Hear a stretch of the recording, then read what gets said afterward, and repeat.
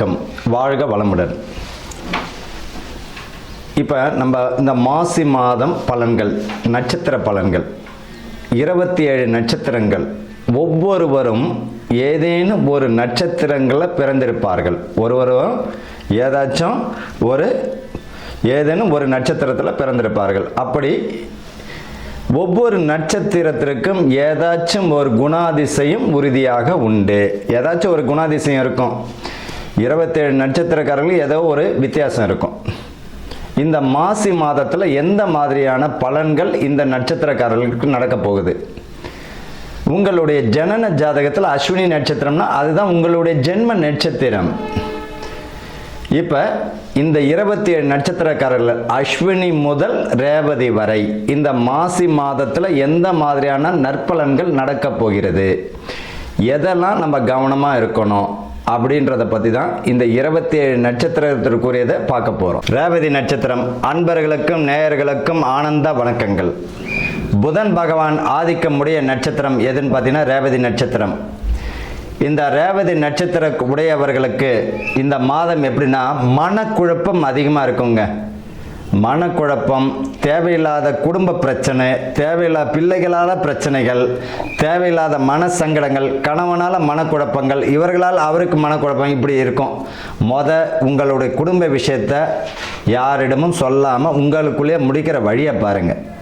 மூன்றாவது நபர்களுடைய தலையீடு இருந்தனால பெருசாக ஆகிடு, அது பிரச்சனையில் தான் முடியும். இவர்களை பொறுத்த வரைக்கும் நிதானம்தான் மிகப்பெரிய செல்வம். இவங்க பார்த்தீங்கன்னா எதையுமே முன்பின் தெரியாமல் எதையாவது செஞ்சுட்டு அப்புறமா வருத்தப்படக்கூடிய ராசி யாருன்னா இந்த ரேவதி தான். பார்த்தீங்கன்னா போய் மாட்டிப்பாங்க, அதுக்கப்புறம் மாட்டிட்டேன்னு கத்துவாங்க. ஒரு விஷயத்துக்குள்ளே போய் செஞ்சிருவாங்க, அதுக்கப்புறம் தான் தெரியப்படுத்துவாங்க. அப்போ ஒரு விஷயத்தை செய்கிறதுக்கு முன்னாடி பெற்றவங்களை கலந்து ஆலோசிக்கிற பழக்கமே இவங்களுக்கு இருக்காது. ஆக மொத்தத்தில் முன் யோசனை மிக அவசியம்.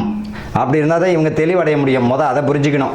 இவங்களுக்கு இந்த காலகட்டத்தில் பார்த்தீங்கன்னா மனக்குழப்பம் அதிகமாகும். நிதானம் வேணும். ஒன்றுக்கு ஒரு விஷயத்தை செய்யணும்னா 1க்கு 1000 முறை யோசித்து செய்கிறது நல்லது. குடும்பத்தில் விட்டு கொடுத்து போகணும். யார் விட்டு கொடுத்தனா, மனைவியாக இருந்தால் இவங்க விட்டு கொடுத்து போகணும், கணவனாக இருந்தால் அவர் விட்டு கொடுத்து போகணும்.